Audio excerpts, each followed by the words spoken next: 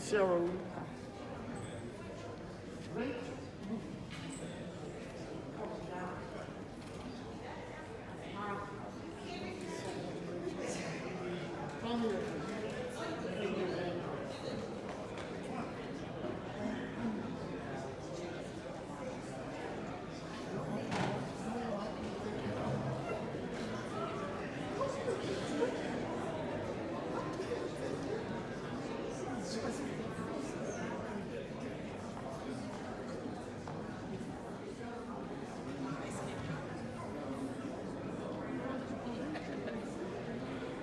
Ladies and gentlemen, if you'll give us just a few more minutes, we have some more people that are trickling in. We just need a few more minutes, and we're setting up the live stream to make sure everybody can see it on TV. So just a few more minutes.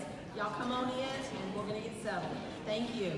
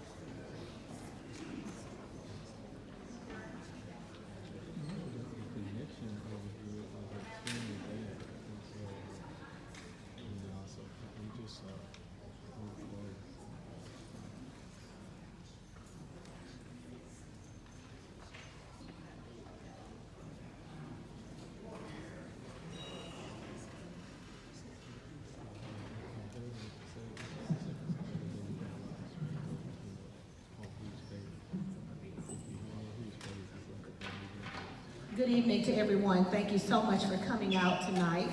I bring you greetings from the Greater Central Louisiana Realtors Association, and we are excited to host the 2023 Alexandria Mayor's Forum with candidates, Alexandria City Council President, Ms. Catherine Davidson, candidate Mr. Lorenzo Davis Sr., Alexandria Mayor Jeff Hall, candidate Harry Hayes sends his regrets. He is ill and under the weather.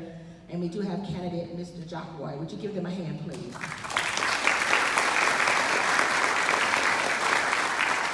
Thank you all for your participation. Would you please stand with me for a prayer and the Pledge of Allegiance?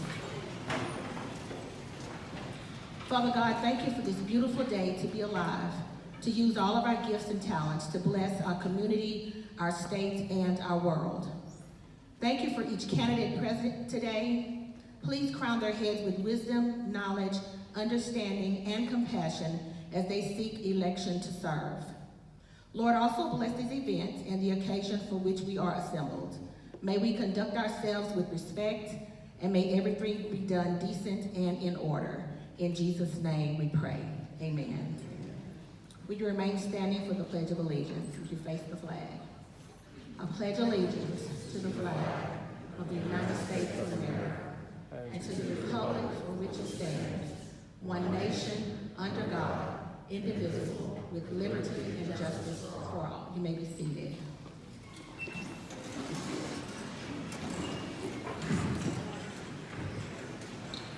Your vote definitely matters, and every voice is important. So please stop by the voters registration table in the foyer area. There are members of our governmental affairs team there to assist anyone that is not registered to vote. Our moderators for this evening are Mr. Matt Ritchie, broker at Ritchie Real Estate in Alexandria, Louisiana. Mr. Van Roy, real estate agent at Rock Michaels Realty in Marksville, Louisiana, Bill Falls Parish. Would you give them a hand for me? Our timekeepers for this evening are Ms. Carrie Coffin, our GCLRA Political Action Team's co-chair, and Mr. Randy Browning, our GCLRA Political Action Team's member. Would you give them a round of applause? Now allow me to introduce GCLRA's 2022 President, Mr. Dax Roy, for our presidential welcome. Dax Roy.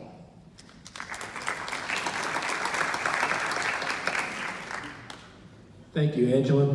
And good evening, everyone. And as president, I'd like to thank you all for joining us for this Alexandria Mayoral Candidate Forum hosted by your local Realtor Association. On behalf of our 500 Realtor members in a 9-parish geographic region, I want to offer our sincere appreciation to the 4 candidates for your willingness to serve and for coming tonight to share your priorities and vision for the future of Alexandria. And to our audience tonight, like you, I am encouraged by the passion, knowledge, and experience this field of candidates brings to the mayor's race, and I look forward to hearing from each of them tonight. And now I'd like to welcome the chair of the Political Action Team, Marcia McGraw-Barbera.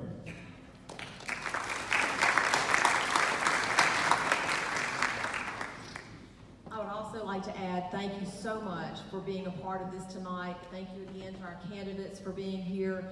We know there was a lot of activities tonight, and we are just so blessed to have everyone here.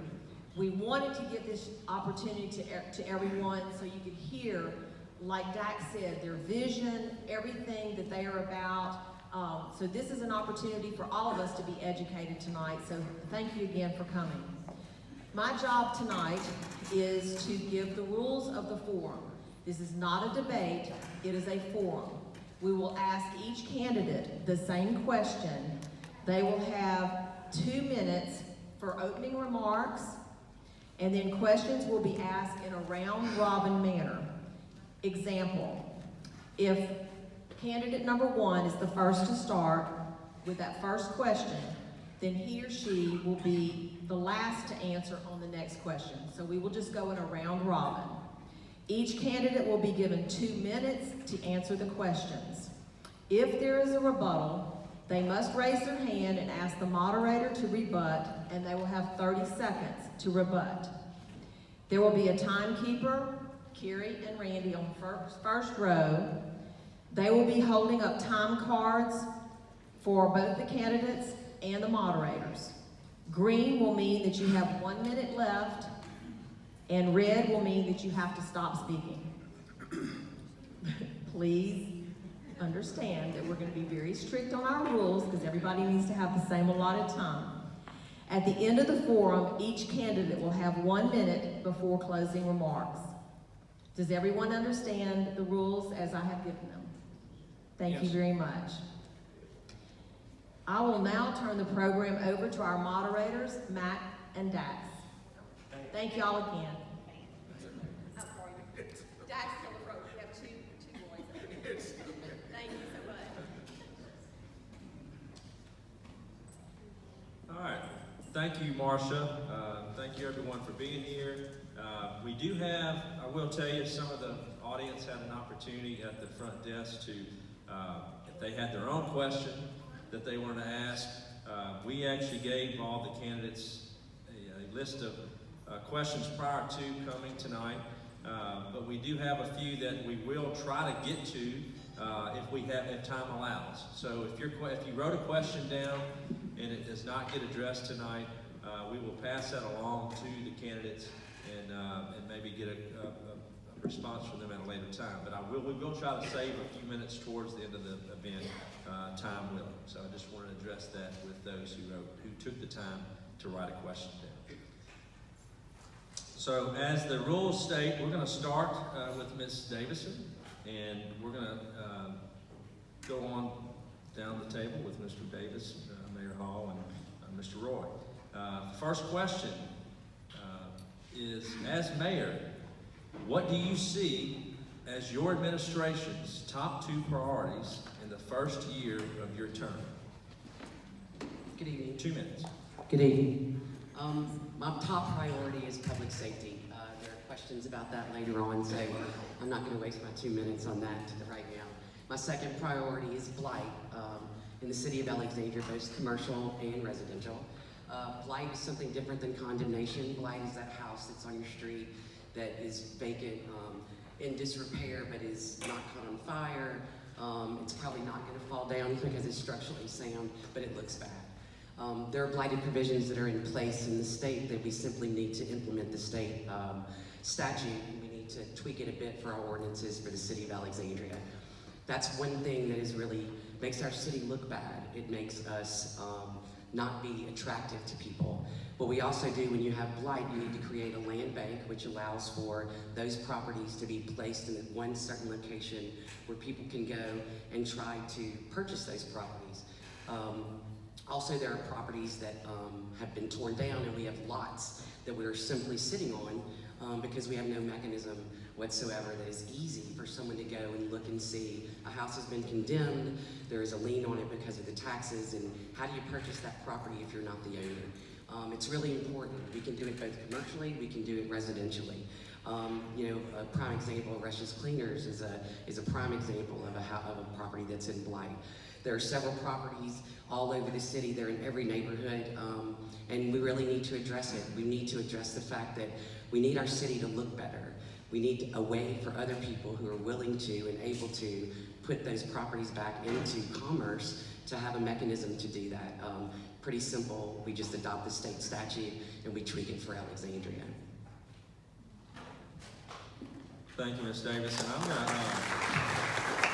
I'm actually going to pause for a second. We were so anxious to get these questions going. We skipped an important part of our introduction. That's what I was fixing to ask. And so I'm gonna go ahead and take this opportunity to go ahead and start and give everyone 2 minutes to introduce themselves. Is that okay with you? And then I'll start. Okay. And so, Ms. Davison, I'm going to go ahead and start with you. You had an opportunity to give your first 2 minutes, but let's go ahead and get an introduction and tell us a little bit about Sure, I'm Catherine Davidson. I was raised in Alexandria. My father was Judge Jules Davidson, who served in the 9th Judicial District Court for 18 years. My mother was a 35-year teacher at Horseshoe Drive Elementary for Rapides Parish. I am a proud graduate of St. Francis Cabrini. Also graduated from Menard High School. I graduated from Louisiana College with a master's from University of New Orleans and a law degree from Loyola University. I moved to New Orleans and I lived there and practiced mainly construction law, and I did securities work as well. I moved back to Alexandria in 2013 where I opened a coffee shop, and I was an assistant city attorney for 3.5 years. I then went into private practice. I ran for mayor in 2018. I decided to seek the District 4 council seat that was vacated by our dear sweet Mr. Harry Silver because I believe we need change. I've been waiting for Alexandria to reach its potential since I was 9 years old. And I think that the future is what we need to look to and not to the past. I believe that we need to address public safety and we need to address crime before anything else can be addressed. It is a multifaceted approach when you're the mayor, but crime is our singular, most damning issue right now. It affects every single person. You may not have murders in your neighborhood, but those murders cause our crime rate to go up, which will likely cause, think about what would happen if a big box store start leaving. CVS, I got a call from a constituent that they're not going to re-sign the lease, that we're thinking about it on Bolton Avenue. We have to get crime under control. I'm running for mayor because I believe in the future of Alexandria. I believe that we need to move forward and not backward. I think that we can do it and we can all do it together, and I'm asking for your support. Thank you. Mr. Lorenzo Davis. Thank you. First, again, I thank you for giving me this opportunity to come before this Realtors board, and this is the platform I've been waiting for, because I'm going to tell you a little bit about myself and move as quick as I can. I came to Alexandria in 1990 from corporate America, working as a regional manager for a large corporation. I was the guy at Mike's place up in Ramada Inn, where you saw all those companies coming in weekly to train, because I established myself as one of the top people in the company. So all managers and executives had to be trained in Alexandria by me in order to go on forward in their careers with the company I was with. I was considered the authority on a lot of areas. Anytime we had a large corporate account that had to be, y'all know about this in real estate, the deal had to be closed, I was at the table. So leadership is what the city needs right now. We need someone that's going to bring you guys to the table. Someone that's going to let you help us change the demographics of what Alexandria looks like. I had a friend of mine, city councilman, stop off in downtown Alexandria recently, called me. He said, "Lo, what you doing?" I said, "Man, I'm here. Where you at?" He said, "I'm downtown. It's 7:30. Is this downtown Alexandria? I can't believe this." Now y'all say, he said, "Yeah, I love these guys. Is it downtown?" He said, "You're from New Orleans." I graduated from UL in business management. I was embarrassed. When I moved here in 1990, it looked better than it looked now. The years I've been here, okay, I'll stop, but I'm ready.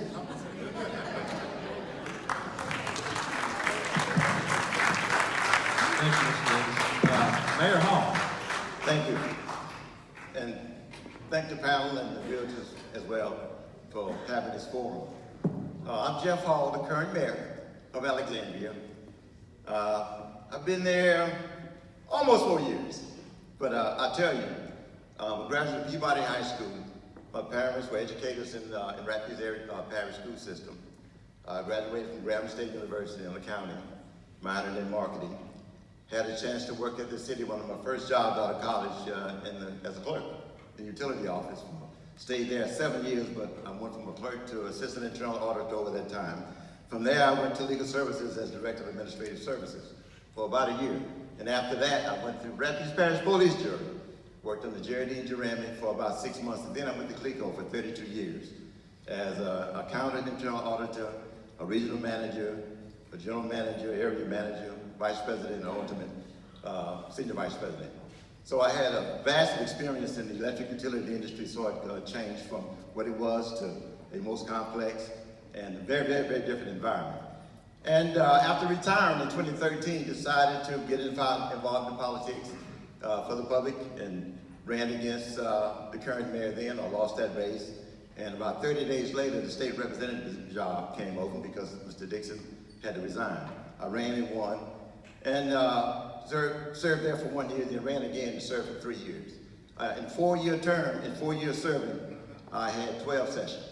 So I kind of like had 12 years in 4 years, if you would, because you usually do one session a year. Learned a lot and came back and ran in 2018 and won. Wonderful thing, wonderful time, wonderful staff. Got a chance to get some wonderful people that had jobs that chose to come to work with us, and has paid off in a year or 4-year term or 3.5-year term that nobody else has seen, with the pandemic, with the variety of storms that we've had, as well as all of the other things that we deal with, ice storms and what have you.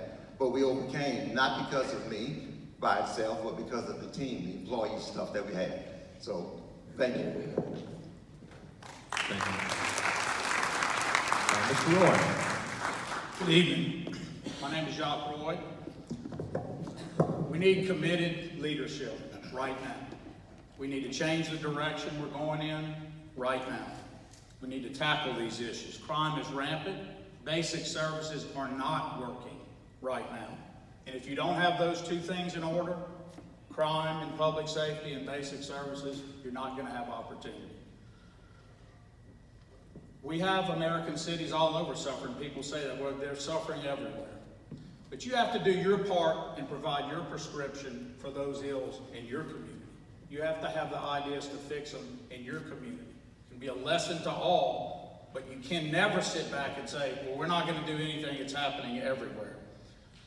Law enforcement is a huge issue. It is the primary issue in this campaign. I think everyone knows that. We need smart plans. We need to be able to work together. And through Alexandria, through us right here, the best, most resourced force anywhere. Not for here, not for the region. There are lots of forms of infrastructure, folks, and it is the biggest problem that we have as a challenge in our nation. There's human infrastructure, what we might call soft infrastructure. How well is your workforce trained, etc. There's physical infrastructure, roads, streets. There's institutional infrastructure, something I've come to think of where how do those other two work together? Through foundations, churches, etc. You show me a city where those things are working together and you'll see a successful city. I was once teased by a guy. He said, Jacques, you're too much into that. He actually said this isn't Rome. You can't fix it. It can't be that. Any mayor who doesn't think of his or her city as his or her Rome, you're wrong and you're in the wrong job. You have to be shooting for that all the time. What Rome did well, we have to do, which is about building this human infrastructure and making this the best place it can be. Thank you.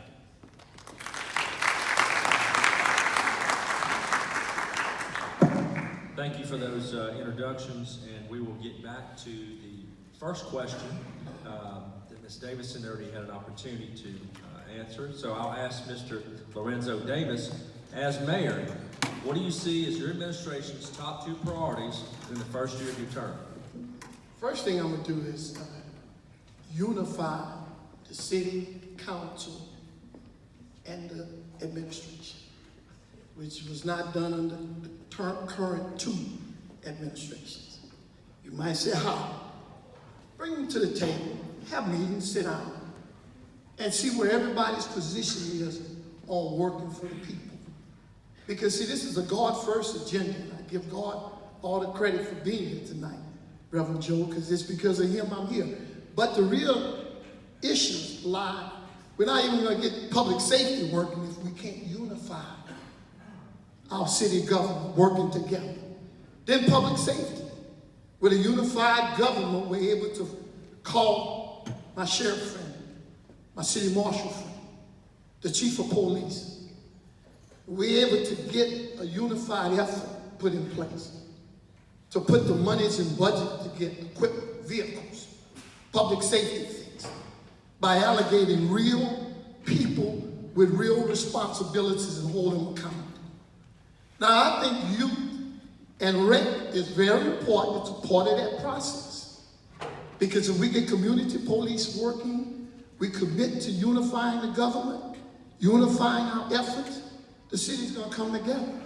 So the 2 things we got to do first, unify our efforts, stop fussing, wasting taxpayers' money, and then focus on public safety, getting everybody on board. So I'm confident that I'll accomplish that as your mayor. Thank you.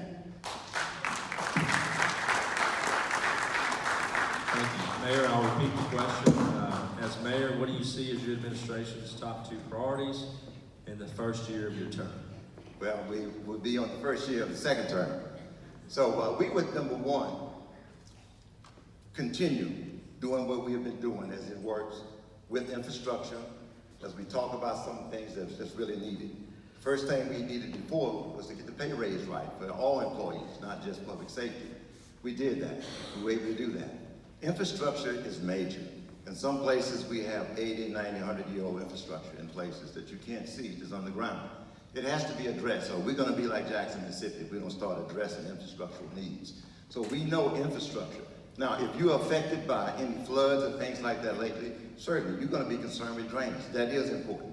And certainly if you have young kids in school, you want to do things, you want community services programs to be going and things to be taken care of on that end as well. But we certainly can tell you resiliencies and infrastructure is what's going to impact everything, short term as well as long term, especially when it comes to economic development and those type of things. You've got to have the infrastructure to grow. You got to have the infrastructure to keep what you got so that people will have the basic services that they've got to have. Certainly public safety and all those things play a major part, but you've got to have infrastructure for people to protect. So without a doubt, we will continue with our priorities moving in those areas. Blight is a problem. A lot of other things that we have problems, but the priorities that I will continue to do is for sure resiliency, building resiliency, and you do it through infrastructure enhancement and repairing and replacing the old assets. We'll have to continue to do that. Many things to be done, but certainly resiliency in the system, standing the ferocity of the storms that we have in these days, and infrastructure able to support the vital services that's needed for everybody. Thank you. Thank you. Mr. Roy, as mayor, what do you see as your administration's top two priorities in the first year of your term? No question, public safety, number one. Number two, restoring basic services that this community needs. If you want to call part of that infrastructure, you can. Public safety, which is the reduction of crime and accountability in all things that are related to creating a safer community, that's key. It has to be first. We published a plan. It's informed by top leaders in law enforcement, and we know and we can deliver it on day one. No learning curve, walk in and deliver that plan. Restore basic services, number two, and clean up the trash and debris in this city. It looks terrible. And I'll tell you another secret about debris and trash. And many of you knew it because I used to crack glow sticks and go throw it in every diversion body in every single storm we had. Trash collects in every rabbit run. It collects everywhere and it blocks drainage. I learned a valuable lesson I'll talk about later from a man right in this auditorium, a milkman, about cleaning that out. That has to be done immediately. That's the top two priorities.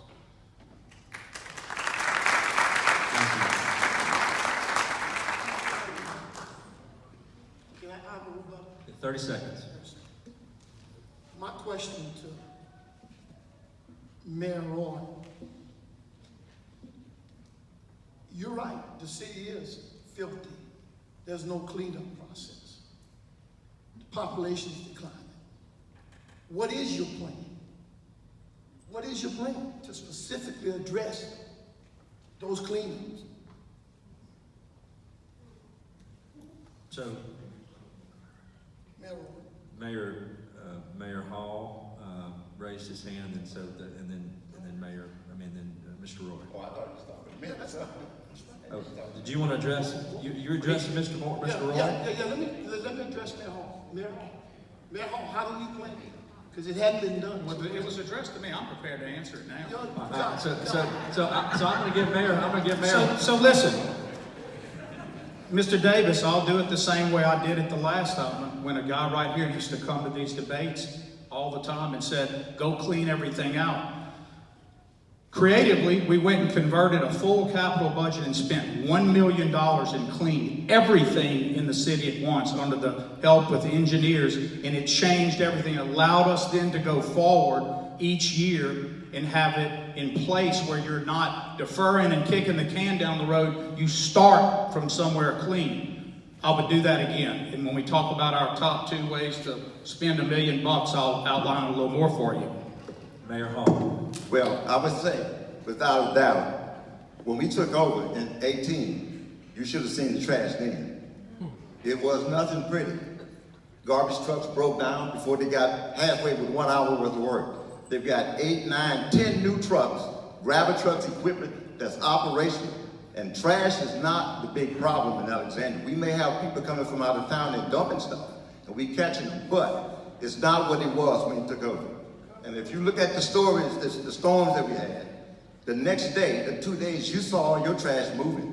It was already in place. That was not like some of the other cities around the area that had to wait to get the contract done 30 days, 40 days. 2 days later, you had your trash being picked up. So without a doubt, the sanitation department is doing an excellent job. We always can do better, and we will do better, but they're doing better because they got better equipment. Keep it up, keep it up. I want to go ahead and just remind everyone of the rules. We are going to try to stay on point on time frames. And if Gary, if we just make sure there's red cards stay up until they do. So does someone have a, all right, so this will be, I'm going to go ahead and make the call. This will be the last rebuttal, 30 seconds. Have another, okay? I just want to make sure that we stay clear about cleaning this out.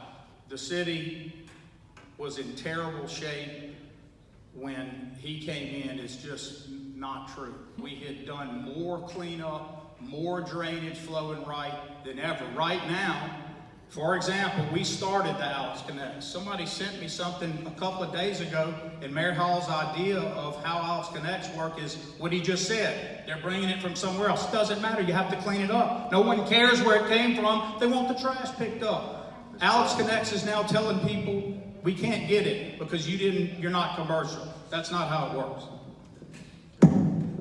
Thank you all. Van? We do want to make a note that this is a mayoral forum and not a debate. We will, of course, honor the rebuttal process and whatnot, but just if all candidates can remember that this is a forum to express ideas and views and whatnot, and not an actual debate. So just keeping that in mind, we'll move forward with the next question. This question will begin with Mr. Davis. If you received a $1 million grant to use for the city any way you wanted, what would you do with it and why?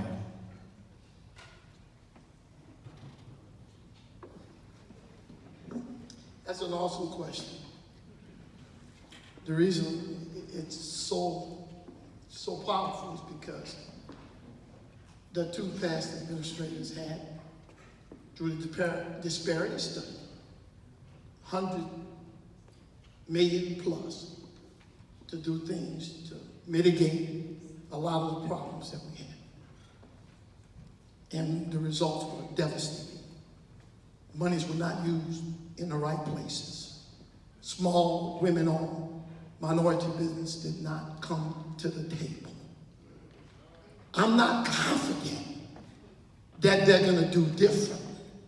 I'm just not confident. And I'm not debating that. I'm only saying I live it. So what am I going to do is I'm going to move forward in processing the things that are necessary to get our city on track. Again, it starts with transparency. Being able to communicate, meet, sit down at the table with the realtors to help with the demographic changes that are needed. I'm looking at some of these things because I want to make sure I don't miss. Right now, the average realtor salary in Rapides Parish is $76,000, which is 22% below the national average, 7th in the state. And with the use of our resources, we can allow them to come to the table, help us with growing subdivisions, to help us with growing our recreation department, not just Johnny Downs, but our entire rec program, and build a vibrant, strong recreation and youth department to where industries are going to want to come and do business in the city of Alexandria. Thank you.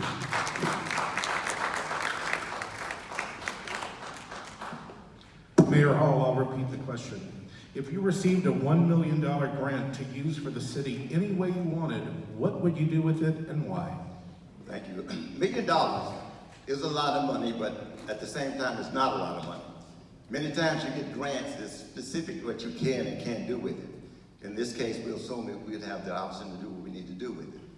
We've gotten over $10, $11 million thus far, even with the Channel Lake Canal outfall project that we're going to be working on. They've started on that as we speak right now.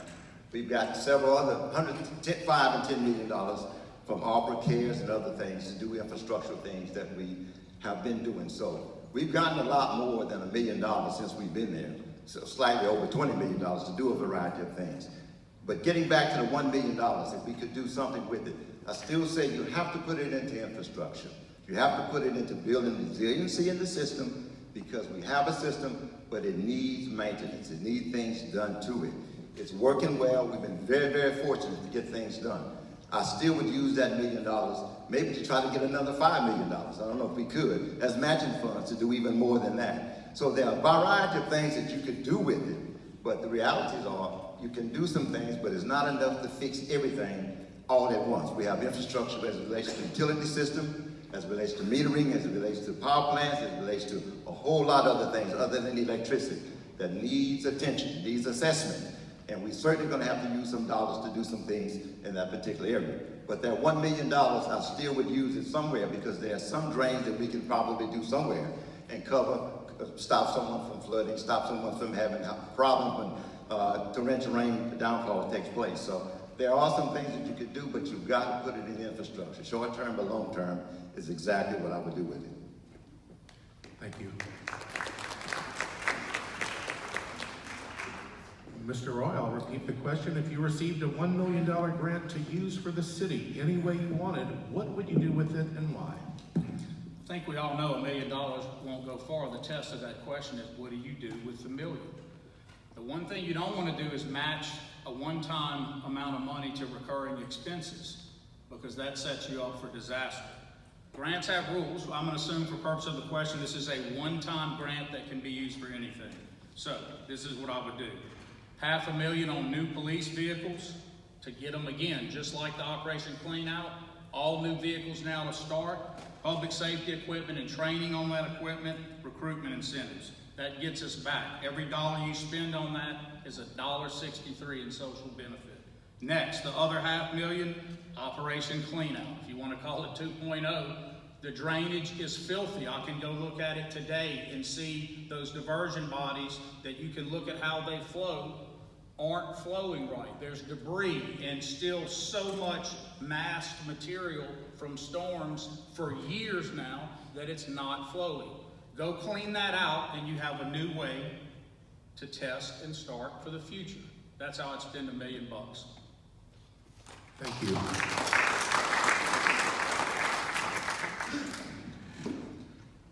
Ms. Davidson, I'll repeat the question. If you received a $1 million grant to use for the city any way you wanted, what would you do with it and why? I would purchase mobile crime cameras, and I would place them in high crime areas. Once you do that, the crime will move inherently, right? And so you're able to move them around. I would also purchase the attendance software so they are monitored and they are taped. My recollection from a city council meeting is that there's 28 cameras in Alexandria. That's simply not true. We are able to buy cameras these days that you can mount, and then our city is being watched. We have a huge shortage, 48 officers down. We need some help for them. We also need to monitor those cameras. We have cameras downtown, not much activity going on where some of those or most of those are. Those cameras, if they're able to be moved, we've been told that they aren't able to be moved. I have other information that you can. We need to monitor our city. And if we're low on police officers, we need some help with that. The very biggest problem is crime. The biggest problem in the city that we have right now is crime. And I would spend $1 million so that we can help the police immediately and we can see exactly what's going on in our city. Thank you.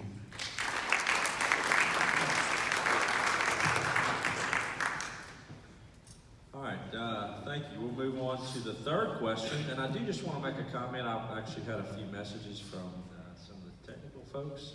When you get out of the spotlight, some of the crowd may or may not be able to see you. That's your choice, obviously, if you want to get up to do that. But just let you know that you're most visible at the seat on the microphone. So I just want you all to know that.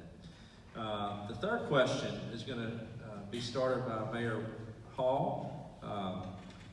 What separates you from your opponents in terms of solutions for the city? Thank you. I'll just sit so everybody can see it, if that's okay. Sure. Okay, all right. I think what separates us is, first of all, I'm doing it right now. And what am I doing? I am experiencing and facing some things that no other mayor has faced, as I mentioned a moment ago. The pandemic, the ice storms, the tornadoes that we had to deal with the very first year, and not to ever forget the ice storms that were devastating to a lot of infrastructure, but the citizens benefited from some real good employees and the leadership that was there to bring them through it. So we've had the experience to go through something, so we don't have to say what we will do. We know what we've done, and the results speak for themselves. I will also say that that experience has paid off because the dollars that I spoke about a moment ago, the 10s and 20s and 30s millions of dollars, didn't just walk into our hands. We had to go and get it. And certainly, last but not least, the financial status of the city is like no other, like it's never been before on the positive side. A fund balance that's the size of Justice General Fund in the history has never been this large. And yet give employees raises, police raises, public safety people raises, give them the pay that they deserve, and give the other employees, begin to give the employees the pay that they deserve, having not had a study done in over 13 years.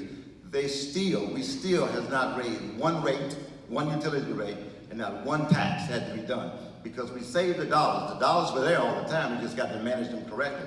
So that separates me. The record speaks for itself. Look at the audits that we've done since we've been here, and they'll tell you for sure that the city is going in the right direction. Unemployment is at an all-time low, and certainly as far as stores opening and new businesses and new permits, building permits, since we've been there, we've had right at 900 to 1,000 new not building permits, but permits for people to go into business.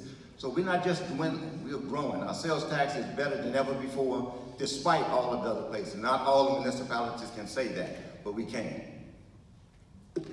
Thank you. Mr. Roy, what separates you from your opponents in terms of solutions for the city? Well, I just want to start by saying that things aren't better than ever before. We're talking about how crime is rampant. We're talking about how filthy the city is. So things aren't better than ever before. And on leadership, I think that is what separates me, and I think it is critical. I think it's how you get those other things done. During Gustav, you guys will remember how bad that was, how devastating that storm was, and what we stood up to fight it. 85% of every electric circuit was up within 48 hours. Within 72, 99%. The only things that weren't up then were when people had tearaways from their actual home. So my track record on capital projects dwarfs the current mayor. In fact, there's an inverse relationship to spending operating money and spending capital money. Capital money is not to be saved, ladies and gentlemen. It's to be spent on your infrastructure. If you want to compare projects, administration for administration, I won't do it tonight, but I think we all can see the answer to that. Look downtown at the community college, look at the Spark projects, the biggest capital project train in the history of the city, by any standard, by any measurement. That's leadership. That's what it's about. Thank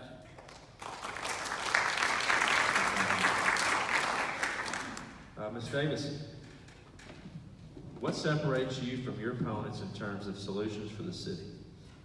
What separates me is that we all have solutions that we were talking about tonight. What separates me is action. We've been debilitated for years by inaction, either overthinking and studying studies of a study of a study of downtown. Still hasn't been implemented. We have another study going on by this administration. We have to act. We have plenty of great information. We have plenty of studies that have just never been acted on. What Alexandria needs is a decisive mayor. A mayor that's going to make decisions. It's not going to be perfect.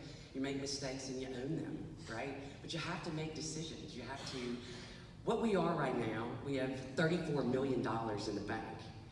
where the little old lady who has no children, no family, she's 95 years old, she has $10 million in the bank, and her roof is leaking, and her car doesn't work. We have to make decisions, and we have to do it in a priority way, and we have to act. We have to do something. We have to move forward. We've had 2 candidates who have had 16 years to implement a plan. And this is where we are: high crime, declining population.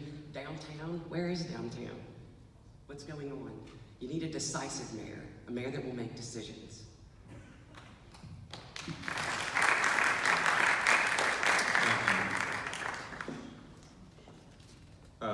Mr. Roy, 30 seconds. Yeah, I just want to say, you do need decisiveness, but you need folks that do their homework and don't cause more turmoil in their decisiveness than they get done. That don't hold a community meeting on policing and crime that devolves into chaos.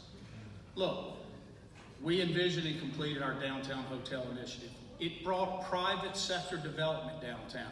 We envisioned and brought together the community college, which is the most important hit on that double infrastructure. Training people and bricks and mortar in the downtown to beautify it. Project after project. We'll talk more in a minute about it. Thank you. Ms. Davidson, 30 seconds. As it relates to the crime meeting, I would ask every one of you to go watch it. Not everyone communicates the same way. Not everyone has a law degree. Not everyone has an accounting degree. Not everyone has a business degree. I went and talked to Shakola James. She has had 7 shootings on the corner of Archer, and not a single camera is there. She is upset, and she's angry, and she is afraid. And we, the city council, gave her a voice to do that. Not all of us are as polished as you might want to be. Thank you. We'll move on to Mr. Davis for the question of what separates you from your opponents in terms of solutions for the city. Experience in corporate leadership, transparency. Question you've got to ask yourself as voters.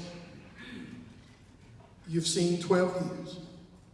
I've had an opportunity when I was an athlete in college and high school to attend camps with Eddie Robertson, and Lou Holtz, and Johnny Rogers, and some of the coaches that I've made notes recently of the things in the books. And I even had a chance to spend time with John Wooden from UCLA in my corporate management. And the thing that it fascinates me about, and I'm not a politician, I'm a businessman. Mr. Lupa, how politicians lie. It fascinates me. Nothing has gotten better under the past 2 administrations. Mayor Royce got out because he, like Saban says, if you can't do the job, turn it over to a guy that can. He turned it over to a guy that ran it in the ditch. No wins. 0. He's not done anything. No help with small business, no youth recreation department. Don't be fooled. This is what you got, and this is what we can't go back to. We need a leader that can go to corporate America, where I've been meeting with them over the last months, helping in other communities. They listen, because I've been there at the table with them. I know where Alexandria's going to grow with the right leadership. I know what's going to happen with Alexandria with the right intensity, the right leader, the right people that care. When I sit down with corporate leaders, they don't trust what they never seen. They surely don't want to come back if we stay. But I'll bring change. I'll bring hope. And I'll bring better leadership. Thank you.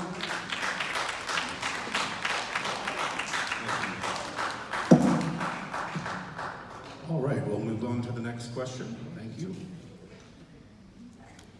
Homelessness, transients, and panhandling are prevalent in our area.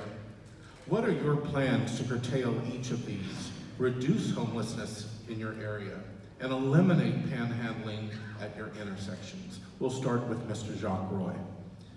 So there are 3 distinct parts in my mind about but they overlap about homelessness. True homelessness, drug addiction and mental health, and it contributes to it, and criminal activity. Believe it or not, human trafficking posing as homeless, and a lot of those folks probably are homeless. They're being used by someone, in some cases brought here to panhandle in a human trafficking ring. But the worst thing you can do about that is always give at that interchange at the interstate or where MacArthur and Jackson meet, because that creates some of the problem. And this is hard to say because we're all giving people, but you have to think about and rethink when you give. So first, you make decisions about public safety. When it's threatened, you make rules around that. Any candidate that tells you they can outlaw panhandling, we have a statute on the book, it's no good. The Supreme Court's ruled on it time and time again. You can't do it that way. You have to change how people do it. Secondly, you have to have a homelessness coordinator that gets all the private sector folks, all the people who are involved in giving on the charitable side, to work with law enforcement to put it in better practice. Not just the coalition who's doing a great job, a coordinator for all. Third, we've got to inform the public about how and when to give. There's a time, place, and manner thing here. I know we're kind. You pull up, someone is right there. It hurts you to see it. But if we don't change our behavior, then we can't expect that behavior to change. There is a right and a wrong way to do charitable giving, and we're contributing to our own problem if we don't watch how we do it and where. People are darting out in front of vehicles right now. Happened to me, it's happened to people I know in the last month. I almost ran over someone. It would have been terrible. My son was with me in the car. And not a near miss, almost a deadly accident. Pushed a basket right in front of my car coming off an interstate ramp. We've got to do something about that. Thank you. Thank you. Ms. Davidson, would you like me to repeat the question? Sure, so there's three different things in this question: homelessness, transients, and panhandling. Panhandling is, you can't outlaw it. The Supreme Court did rule that it is a constitutional right to ask for charity. You can manage that. Every city, starting in 2013 with New Orleans, Monroe, Shreveport, Lafayette, puts up signs. The city, you put up street signs, and there's a way to do that. There, it says, Baton Rouge says, giving could cause a fatality, right? And underneath it has BRScharity.org, I believe is their name. What you do is you put up signs at the major intersections, and you get the public who's giving money to not do that. And you have a United Ways on the ones in Lafayette. 211 is a state service where people who need services can call in of various and sundry services, some of which are homelessness, right? So once you stop the panhandling, and along with that, the city needs to admit there's a problem and take decisive action to do a campaign. And I don't feel bad about it. You shouldn't give money to people standing on the side of the road. We just shouldn't do it. There's other ways to do it. You do it through your charities, United Way, Homeless Coalition, Salvation Army, Class. There's a million places to give your money where you know it's being used, right? And if that happens and we get that campaign and we stop the people that are giving money and feel bad, then we'll have a true count of who's homeless in Alexandria. And we need to work with the partners. Homeless Coalition works with everyone, and we get a good number on who's homeless, and we really attack those people with the services that they need, the wraparound services. The Homeless Coalition provides apartments and housing, and you sign as a landlord with the Homeless Coalition, not the client. I was really shocked to find that out 4 years ago. You don't rent your apartment to someone that's in the Homeless Coalition, you rent it to the Homeless Coalition. We have to work together, and we have to make sure that we work on it. Thank you. Mr. Davis, homelessness, transients, and panhandling are prevalent in your area. What are your plans to curtail each of these, reduce homelessness, and eliminate panhandling at our intersections? Again, there's three problems: homelessness, panhandling, and transit. Transients are people passing through that are finding our area to be comfortable for them to either pick up a side job or to just stay for a while. If they find an area where they can live and be comfortable, abandoned homes, or somewhere that lets them sleep on a vacant lot. We have to seriously address this. These people need help. I spoke to a guy that served three terms in our military. And yet we've turned our back because the guy has mental issues that doesn't allow him to be able to work well in the workforce. We have 5 beds for women that are homeless in Alexandria right now. If you are a woman, ma'am, if you're a woman and you're homeless, the Hope House has only 5 beds. You gotta find you somewhere else to sleep if the Salvation Army is full. See, we have to bring Joseph and the coalition and people to the table along with realtors. Let's sit down and let's build a collaboration that works, that addresses trauma training, addresses home and housing. You guys have some of the best ideas about what we should do with this problem. But if we never bring you to the table, when have you met with the mayor about this? You haven't been called. We need to engage those people that know where the homes, the real estate is, that can be used to allocate places where people can live decent. And then people feel decent enough to go out and get help and get medical attention, get jobs. Thank you. Thank you. Mayor Hall, would you like me to repeat the question? No, I think I understand it. And I think it's a wonderful question. We have, with this administration, on 4 occasions, had homeless coalition summits from the very first time up until now. And it's very wonderful because we work with the Homeless Coalition, Joseph Asada, the VA Medical Center, Salvation Army, as well as the faith-based group and what have you. And we come together and share some information. You go away learning a lot about homelessness.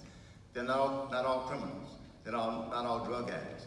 Some have mental illnesses. But some just fell through the cracks because of inflation and a lot of other things. One paycheck away from poverty, nowhere to go. So recognizing the fact that there are homeless people at all walks of life. And don't forget, the mega center is right down the street from you. That's the state's mega center where we bring people from all over the state of Louisiana, usually because of hurricane weather, flooding, and what have you. They're homeless before they leave, and they end up there, and lots of them end up in central Louisiana. It's a great place to be. They end up here. We are hoping to get some additional help. We've spoken to our legislator about some things that maybe we can get some additional help from the state, because it's not their fault. It happens because it happens in life. And maybe we can get some help, because we do have a large influx of homeless people that end up in Alexandria for a variety of reasons. Like I said, a lot of them get bused here, but they get bused here through the state and evacuate them to the mega center. And when it shuts down, that's what happens. So what we're gonna do central Louisiana, we're doing that. We're educating people. Don't hand out like some of the previous speakers have said. I support that. Don't do that. It's hard to do when you're a giver and you're a religious group of people. You want to do that, but it doesn't help the situation, because some people make a living just doing that. So you're not helping the situation. So we learned a lot, got a long ways to go, because poverty is not going to go away tomorrow. We can't make it go away, but we got to manage it better than what we are doing right now, but we steady getting an influx of people coming in. So that's the situation with the homeless from our perspective. Thank you, Mayor Hall, and thank you, candidates.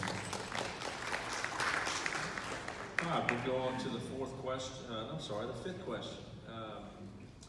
As the parish seat, what can Alexandria do to attract new businesses and job-creating opportunities for the city? Ms. Davison?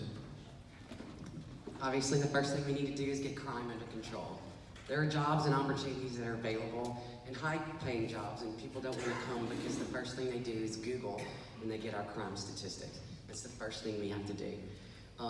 As we do that in a multifaceted approach, the city of Alexandria owns dozens of real property. Dozens and dozens and dozens. We're not landlords. We have acreage out at the port. We have the Reston Foundry. We have various other sites that we really need to put in the hands of different agencies that have a better ability than the city to market those. There's property at the port that is attached to 2 other owners' property, and that property marketed is 21 acres instead of 14, 7, and 2, allows the port to market that to a bigger company, and then industry can move there. We have the Ruston Foundry.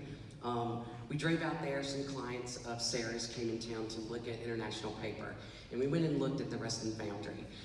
We have to do a really better job of getting that site more conducive to having people that would want to move their business or build something there.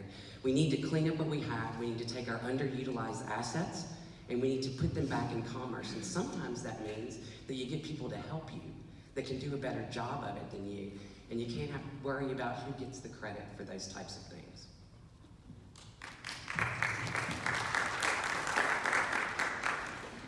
Mr. Davis, as the parish seat, what can Alexandria do to attract new businesses and job-creating opportunities for the city? Not only are we the parish seat with a hub, Mecca of Louisiana, the southern region, Mecca. We're the spot where people look for hope, change, and like Lafayette, growth. I have 2 lawyers. I've got 2 lawyers and an accountant. Can they do it? Do they have a plan? I've been with corporate America. I've sat down, I've engaged, I've made big deals to bring business to places where they did not even want to come. My experience will engage corporate America to become a part of our growth in Alexandria. I have a guy I've spent time with on the phone today. Big corporate guy that left and wants to come back. When I'm in, you're gonna see change that occurs with jobs, industry. I'm gonna invest in small businesses, which has not been done by the past or current administration. I'm gonna be on the rec department, Curtis, that looks like New Orleans. No, it's gonna be all Alexandria Recreation Department. One of the finest in the country. See, Catherine, that's where public safety starts. It starts with that recreation department. I know you don't know a lot about that, but that recreation department, all is gonna be the base, the foundation of where the kids are gonna be trained, not to engage in crime, but to engage in positive activity. Mr. Lupe, you was a coach. That's where it starts. It starts with our kids. And it starts with someone that's at the table with business leaders. And I've, the last couple of months, plastic production plants. Thank you. Thank you. Mayor Hall? Okay. And I like the way you phrase attracting new business.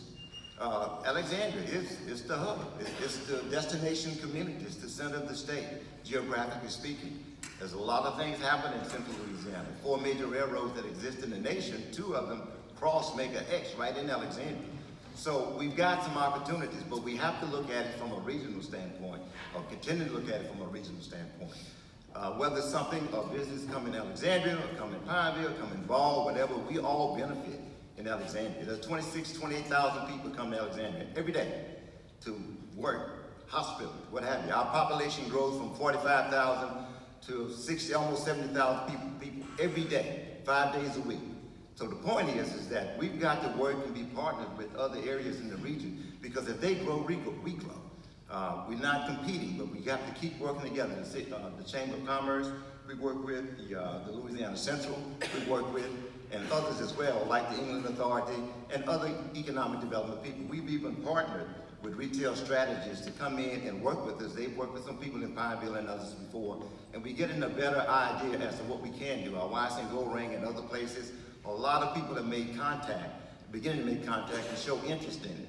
So we're doing things the right way. Things are coming back from an economic standpoint. The 2 years of COVID, what it was, but we're coming back, Alexandria, Central Louisiana, and we have to continue to work in a regional approach, not so much as a self-centered, just Alexandria approach. because that's the way to success. That's the way we believe it's going to happen that way.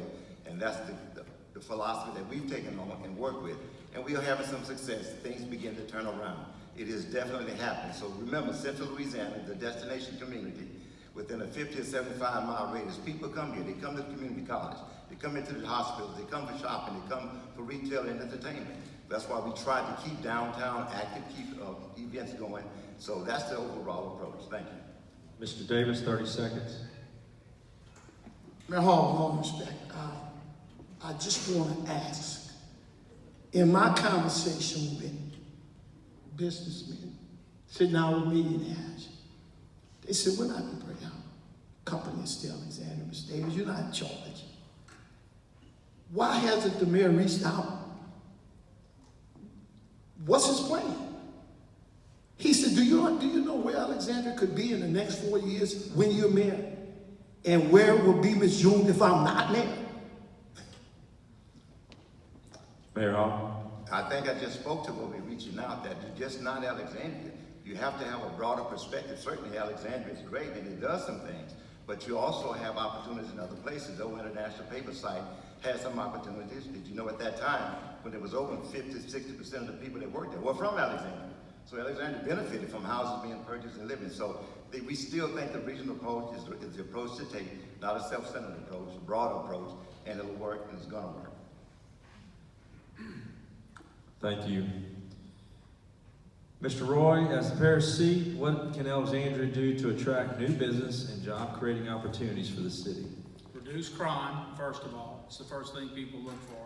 Site selectors don't really look at your attributes. They're so good now with all of technology, they're canceling places. So site selection, if you talk to anybody in it, and I finished my program at LSU over 2 years while I was mayor, they're site eliminating, not selecting. That's how it works. Clean up the city. So crime, clean it up. We are site heavy. Ms. Davidson mentioned a lot of sites around. The mayor just mentioned one in Pineville. They are critical. You want to have those sites be ready for someone, but again, they know a lot of what they need. We've worked hard on those. Be patient, keep them in the play. Don't be concerned if they don't do. We spent tons of money at the England Authority getting a mega site ready. So here's what we're doing. Harness the power of the community college. That's where we need to be investing in so many ways.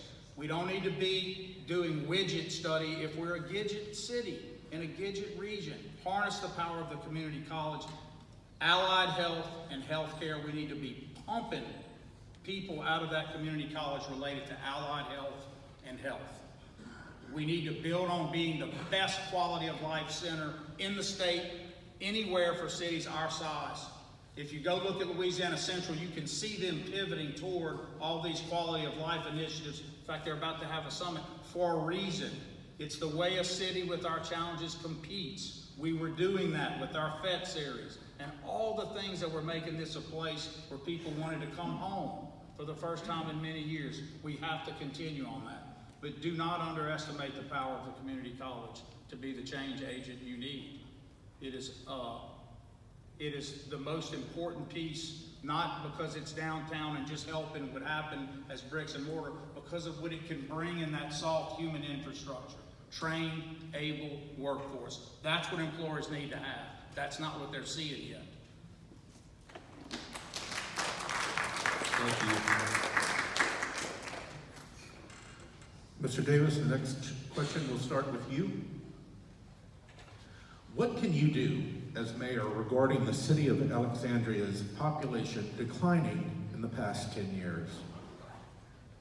It's a great question. As your mayor, first be transparent. Crime is committed, make sure it's reported.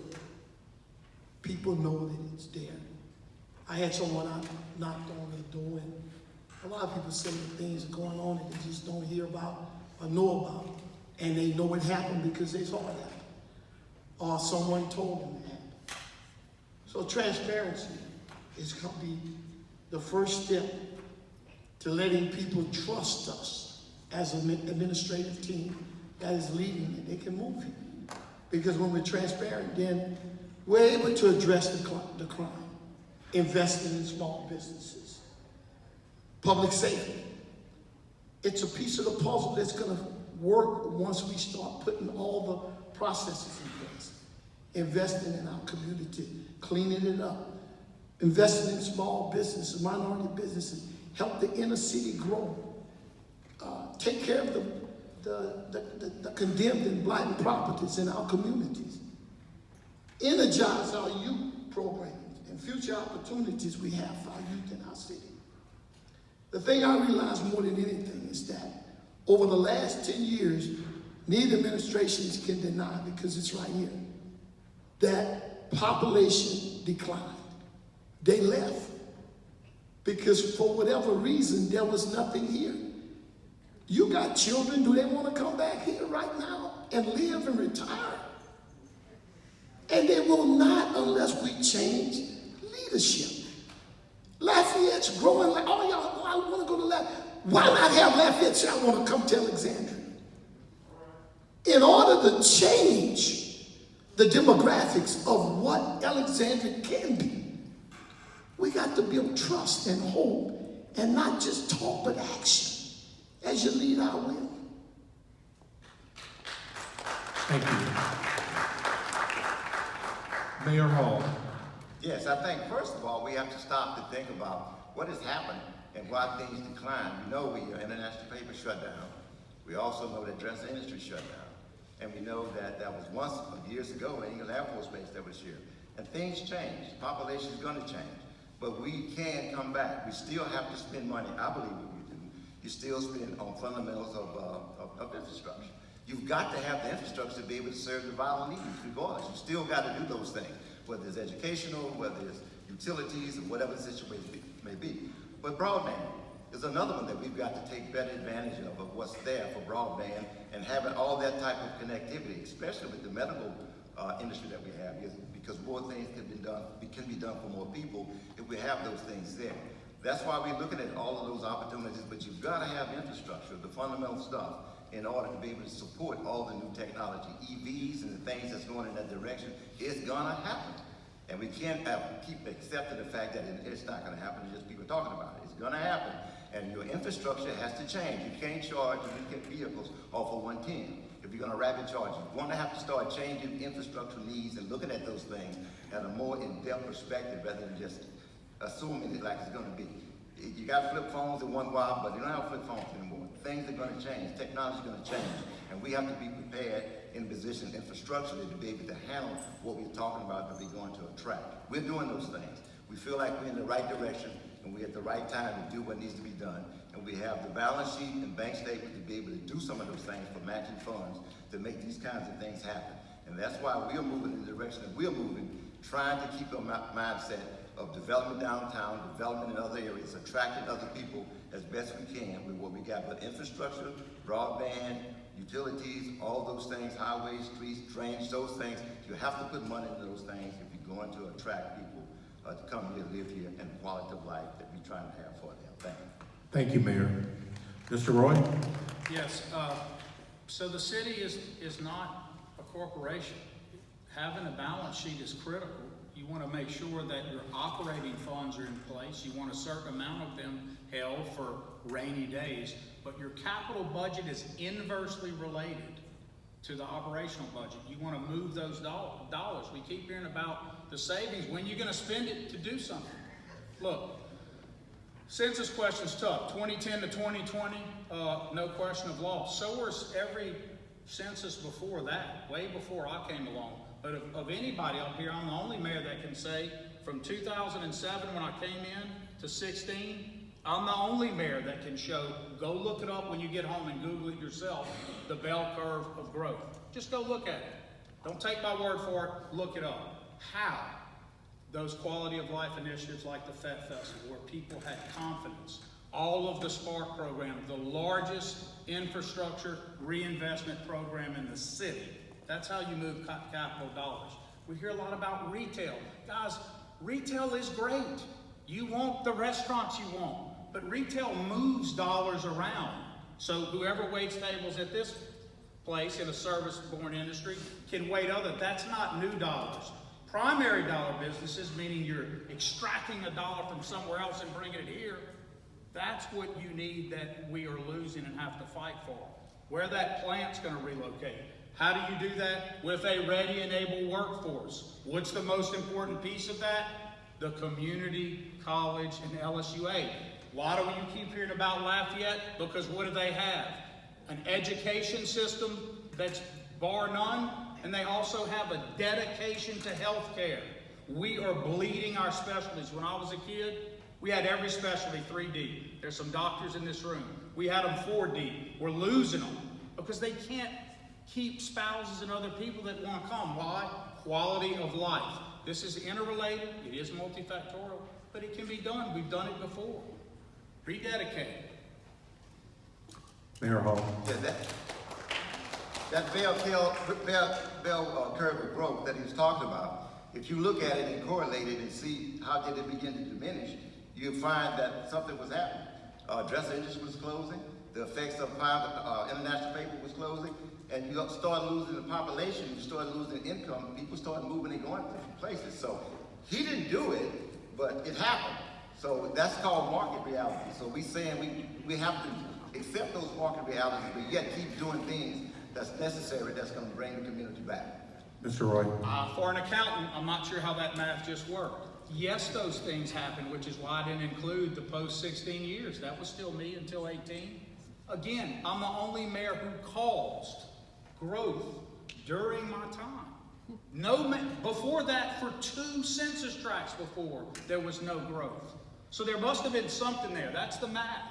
Yeah, those things hurt us, but they didn't have to arrest us. And they didn't have to cause us not to address crime, and they certainly did not have to cause us not to address basic services, like that utility bill that keeps getting estimated. Wait till you get your next one. Thank you. Mayor Hall. Right. I'm not a lawyer, like he's not an accountant, but I do know that he received some things, some benefits from Utilitech when they came in, because even though a previous administration did it, he began to see the billing part that came up on it. But the bottom line, as far as utilities are concerned, and we can get to that, it's a reality because we were using old technology that was under his watch, that was dilapidated and old. One of our problems is there, which is why we can't keep meter reading. So he kind of inherited some of the utility bill stuff that you're experiencing as well. Thank you. We'll move on. Mrs. Davidson, would you like me to repeat the question?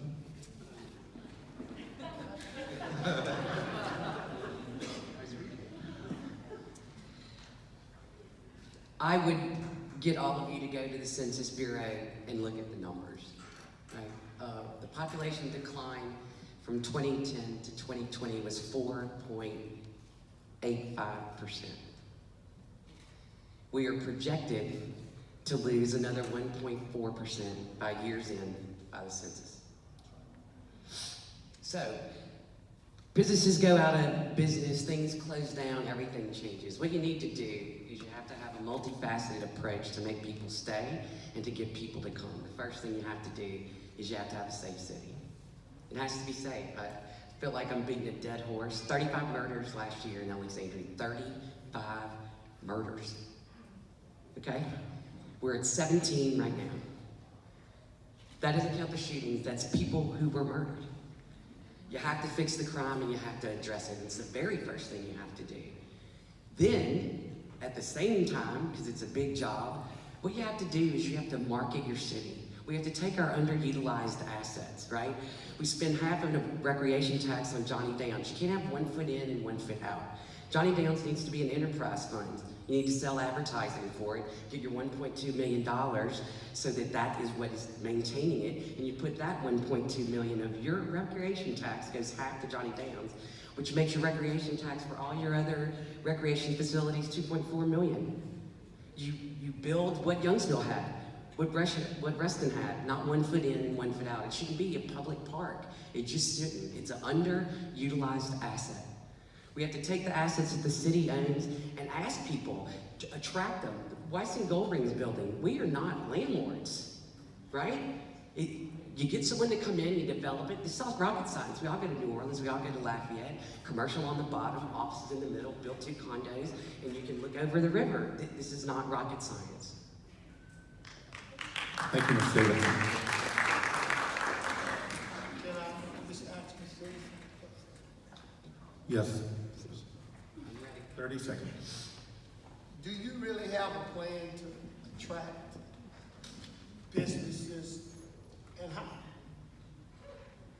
How are you gonna attract them? I mean, what are you gonna say? How you gonna, that's my question. What? I'm gonna fix the crime problem first, and businesses will come, guaranteed. That we are suffering. We are in a crisis. They know about the crime. Right, and they're not coming. They're not coming. They wanna be communicated. Okay, thank you. Oh, I talk. Thank you, candidates. Sorry. All right, moving on to the next question. And this is going to be started off by Mr. Hall. Mayor Hall. Sorry. Mayor Hall, the public perception is that crime is up. How do you view crime in Alexandria? What will you do to ensure that the public is aware of recent crimes, and how do you plan to reduce crime in our area? Okay, well, first of all, public safety is a critical component of any community. And we have had our share of crime in Alexandria, without a doubt. Last year was a record-setting crime as it relates to homicides. But this year, we're less than half, about half of where we were. So any crime is one crime too many, especially homicides. We feel like our chief and what we have working right now, all our numbers indicate is trending down. All aspects of crime is trending in the right direction from our numbers that we have. And what we're doing is that we're operating and turning around things because we had a contract that didn't exist. So you didn't have a union contract with the police department. When I took over, there were 40 people needing jobs, or 40 openings. It's 45, 46 right now. It's been as high as 50 plus, but we are cutting that number back the way it needs to be cut. But those vacancies are not patrollers. It's a multitude of officers, K-9 officers, records clerks, and what have you. It's not all patrol officers. All of our zones are covered. We're doing what needs to be done there, and we are attracting more people. We got 5 in temporary positions now and 3 in the academy right now. We are going back in the right direction. We're beginning to fill those positions. But the bottom line is that we are doing the things that need to be done and helping. We're getting a lot of help from citizens. More people are speaking up and talking when they weren't doing it before because they're building confidence that we will do what needs to be done. No, we're not happy with the crime record, but we are happy that it's going in the right direction and not spiking like a lot of other places are. So we think we're doing the right thing. We're going in the right direction with the right leadership, but we still got a ways to go. And we are going in the right direction. We're going to keep doing those things because they are working. And we thank the people for trusting us and checking and talking to us because we begin to solve more crime. Our solve rates are as high as anybody else in the state. That's because we got a good police force, a good group of professionals, and they're doing an excellent job. Could it be better? Nobody wants to be a policeman these days. It's tough. Thank you. 30 seconds. The day that Mr. Hall took office, we were 18 officers short. And the reason I know that is because 1 month before that, I lost the election on November 6th. We were 18 officers short. We have been as high as 58 officers short. We are now 48 officers short. You cannot count people who are in training, who are on medical leave, and who cannot go patrol by themselves, and the people in the academy. We're 48 officers short, 1/3 of your entire boots on the ground. Mayor Hall. Right. When I took over in December 2018, it was 40 officers short. And at this point, we're coming back and doing what needs to be done, but we weren't paying them. That's why they were leaving. We were bleeding. They were leaving. But with the change in pay that we have, things have changed. We got a contract that was long overdue with the fire department as well. And we have 1 vacancy in the fire department. So we are coming back in the right direction with the infrastructure and the money that we have to work with. We're doing it the right way, and I think we're going to be okay. All right, thank you. Mr. Roy, the public perception is that crime is up. How do you view crime in Alexandria? what will you do to ensure the public is aware of recent crimes, and how do you plan to reduce crime in our area? We weren't 40 short, Ms. Davidson outlined that. That's a good standpoint. It's a good thing to go look at. Look at the transparency when you're told something like that. You can check it. Crime is reduced by having the officers sufficient to police and engage real community policing. There's a direct relationship there. It even turns out that having sufficient police officers and having more on the street, it even lessens excessive force claims. Cops are more able and better trained. All of that helps by having a full force complement out there. Some of it may sound counterintuitive. More cops, it results in everything being better. It allows that community to be using community police instead of just stretching everybody. So how do you deal with it? We have to partner immediately, since we're so down, with our sister agencies. We have to get a force multiplication to go up where we need to be right now so that our officers can be right back into community policing. That saves lives. Crime is up. Training needs revamping completely. Equipment is at end of life. I published a plan on September 8th and put this in writing. That is my commitment. Please read the plan. You can access it on our website. When I was there, we purchased a robot. We purchased armored vehicles. We purchased special vests, new equipment, new weapons, all kinds of things to make these guys safer. And we're going to continue to do that. We want our police accountable. We want them the best trained anywhere, not relative, anywhere. And we can't pay them anymore to be just competitive to a region or Lafayette or anybody. They have to be the best paid, or we won't attract them here. So they have to go to the top of that. We have a public safety extra plan that is unlike anything anywhere else about mental health protection for them and the people they police. Some of these mental health problems that lead to arrests and problems, we've got to avoid that. Please look at our plan. We are ready on day one. Thank you. Thank you. Mayor Hall, 30 seconds. Right. Since we've been there, we've purchased over 30 new police vehicles. 10 are on back order right now because the fleet was depleting real quick, along with the buses and the garbage trucks and everything else. But the police are being paid much better than what they are paid competitive wages, along with a much better union contract that they didn't have for quite a while. So we certainly are engaging employees and the public safety people. They are coming on board, and we feel like we're going in the right direction, the right way.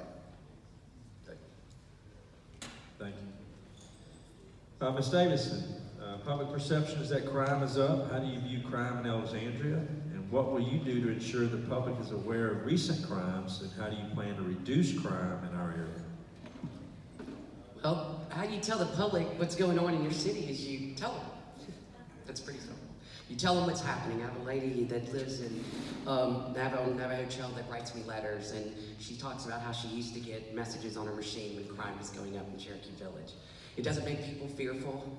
It makes them aware, right? When you withhold information, or it goes through 37 channels in order to get it out into the public, people are afraid because they start to think the worst, right? This is how you address the public safety issue. Number one, you go ask the sheriff for some help. Today. It's that simple. You go and ask for help. His street teams, his stuff, it opens up our people to do what they need to do. The zones are not covered. This is math. There's no leaks in the police department. You're 48 officers down, 161 on the ground. You do not have enough officers to do 2 shifts every day. That's just plain old math. You need to go to Axon and take the Axon Academy. It's the old Taser company. They're called the Apple of Policing. We need that system. We have 5.4 million ARPA funds left, 3.4 for a 5-year contract. Will get us tasers, body cams, car cams, evidence room, everything we need. The other $1.4 million we need to buy vehicles. We need 25. This administration was asked for cars and said, no, there's a supply chain issue. Get in the queue.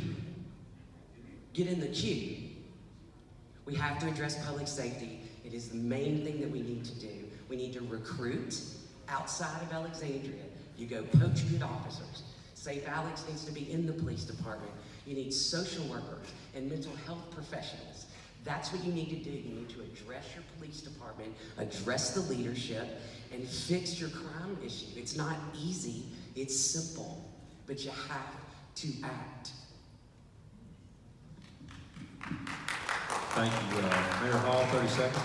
Greg, we have a staff of people that are professionals that actually do police work and not sit up and drum up plans and ideas of what will and won't work. We know what will work. Our people know what will work, and it's working. It may not be exactly what you want, as I shared with you before. One crime, one homicide is one too many. The bottom line is we are recovering, we are doing what needs to be done, we're going in the right direction. We got a new police force of people that understands better, and it's working well. The equipment that they're getting is top-grade equipment. Yes, we are replacing equipment as we go. The bottom line is the chief and his staff is doing an excellent job. Ms. Davis, in 30 seconds. On September 11th, for the first time in the history of the Alexandria Police Department Union, I was endorsed as their candidate because it's not working.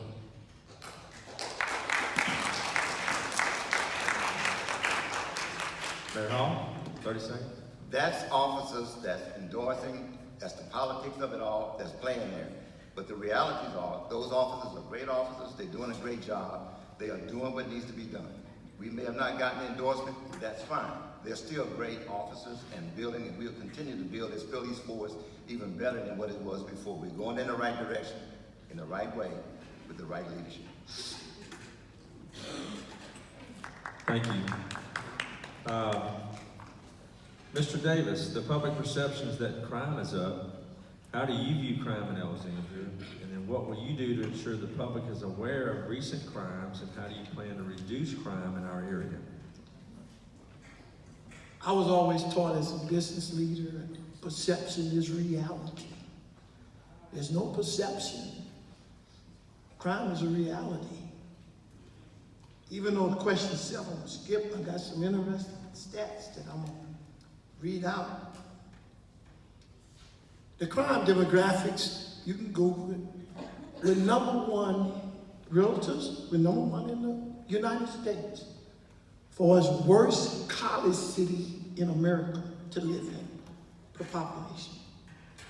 We're #2 worst city per population to live in Louisiana regarding public safety. 11th nationally. #4, so you guys gotta vote now. Nationally in total crimes in America. See, the Public Service Union said we ain't going back to what was in the past. And we ain't staying with what we got. And they work for them. They were their bosses, and they don't want them.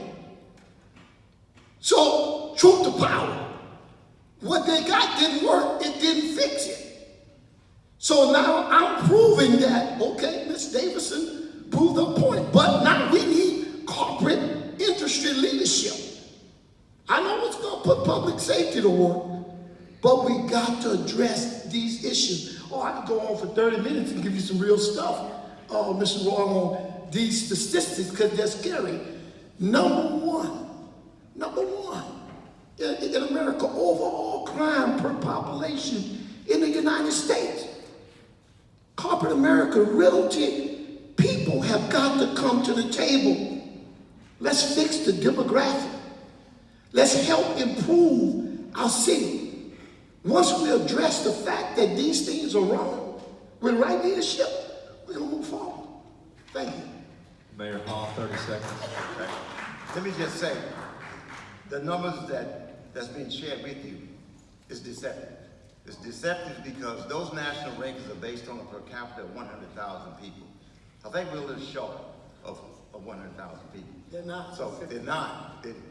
That's what they're based on. So be careful with the numbers that you ingest here because they are not specific numbers that's relevant to your area. So we believe, as I shared with you earlier, that the direction that crime is going, our numbers are showing that we're trending down in the right direction from where we started. So I think we're going in the right direction. Thanks. Mr. Davis? You Google him yourself. You don't have to take his word because I've heard lies all night. This is from his safe street. Ain't this his business? This is his safe street people. This your numbers, Doug?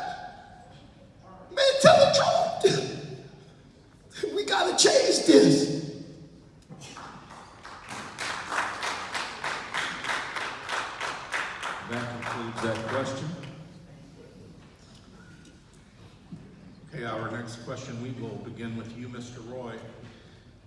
As we've discussed, there is a reported shortage of Alexandria Police Department officers. What will you do to attract, recruit, and keep new police officers?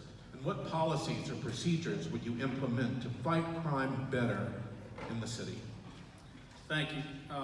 First, I just want to point out, it is important to have facts. And in Mr. Hall's own transition plan, which was a hired company from outside, my transition were all local people, some of you here, he said there was 16 down. Catherine says it was 14 at the time. So it's not 40, Mayor Hall. Stop telling people that. You did not inherit 40 down. So here's the issue. We are way down, and it is the most important thing to fix the problem. More officers.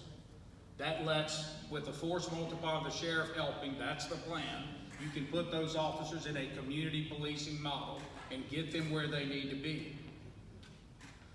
We need things to enhance their lives, to be able to recruit and get better training for our officers and recruit better officers. We need this mental health plan in place to make their lives safer and those they police safer. And we need to have what we call the SAFE program, SAIIF, which would be the best institutional protective program for active shooting in the country. And we've got the academy to do it, and we can do it. And we need to do that right here in Alexandria. That will attract people to come and be part of something that important, that monumental in the country. Thank you, Mr. Roy.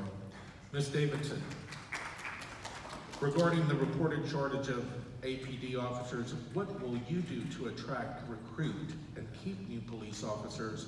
And also, what policies or procedures would you implement to fight crime better in the city?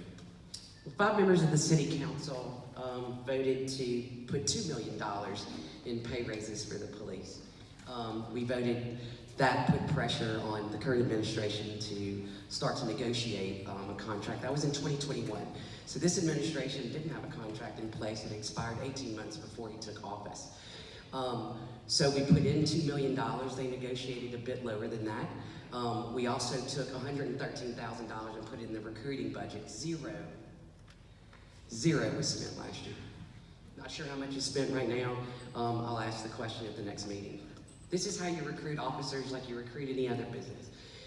You get a female cop, you get a male cop, you give them a really fancy car and a fancy, beautiful look of Alexandria Police Department, and you send them out of the city. You buy billboards in Lafayette, you buy billboards in Monroe, you buy them in Shreveport, you buy them everywhere. There are billboards on Jackson Street recruiting police officers. That you gotta think outside of the box, right? Then what you do internally is, I'm telling you, go to axon.com. It is incredible. Now you get young people who can get paid better, not getting shot at. You give them the fanciest, most incredible technology. Axon is called the Apple of policing. We have got to get cars, we have to get equipment, and we have to get training. That's how you keep officers. We also need to change the leadership, because your biggest problem right now is morale. People aren't leaving because of pay and equipment and cars. They're leaving because they don't want to work in Alexandria. We are 75% capacity, and every agency around us is in the 90s. It's not the area, it's not that people don't want to be cops. People don't want to be cops in Alexandria. You gotta fix your leadership. You gotta take the hard steps, and you have to act. We don't need to study. Thank you. Mayor Hall, 30 seconds. Right, as far as people leaving, they were leaving before we got here, whatever the reason may be, the leadership or whatever. It's not the leadership, it was the pay. It was the problem there. It was a lot of other problems that exist, but that has been stopped with the pay plan that's been produced, with a contract, as I said before, that they didn't have when we got here. And we negotiated one, and it's there. The $2 million Ms. Davis was talking about was not needed. It was the one that was needed, that paid based on the study that we had that showed that we were paying within the paradigm of what we should be paying to get good officers. Ms. Davidson, 30 seconds. With all due respect, in response to 5 city council members voting for a $2 million raise, this mayor sued the city council. Mayor Hall, 30 seconds. We sued the city council because they broke the law. I'm not a lawyer, but they broke the law. That is That's not why true. we went to court. Mr. Roy, Just 30 quickly. seconds. Mr. Hall, I know you're an accountant, but in your pay matrix, it averages 1.75% step per step. That's it. That's it. Over my 12 years, if you just take the average and our benefits and our package, it exceeds what you just are claiming to have negotiated so well. Ms. Davidson said they offered more, you went down. So you can't say, you've got to stop saying things that aren't true about what someone else did. Stand on your record and run on yours. I'll run on mine. I'm proud of it. I'm sure the public, when it comes to voting, they'll vote on our record. But it's not a 1% increase. 1.75. That's the step itself. That's not what they received from where they were versus where they had to go to get into the matrix. It Yes, was more than it's that. actually worse than that. If you look at it as a step program, Well- it really doesn't meet Well- that because it doesn't move any of the middle guys at all. Captains, nobody. Well, let's look at that, because you may be looking at the matrix that you I have started. it- I and have then- it right here. Let's look at the one you started and then quit in the middle of it, which is why they started leaving. Candidates, thank you. Let's move on to the next question. Actually, to our next candidate. Would you like me to repeat the question? No. Catherine gets me with the prettiest girl officer and the prettiest boy. That's pretty interesting. You know, put them all out there with a good looking car. No, you know, she gets me every time with that. But, you know, I think of Uvalde, Texas as an example of what could happen to any city in America without our officers being mentally and morally fit to deal with the conditions that are out there.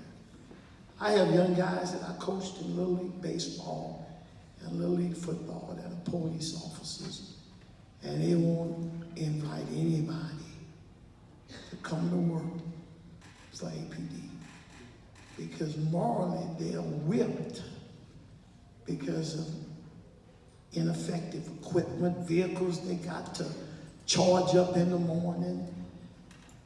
Public safety has got to start in the inside with leadership, commitment, open door policy, to engage, not just looking at saving money, but to engage in spending money to help build their morale.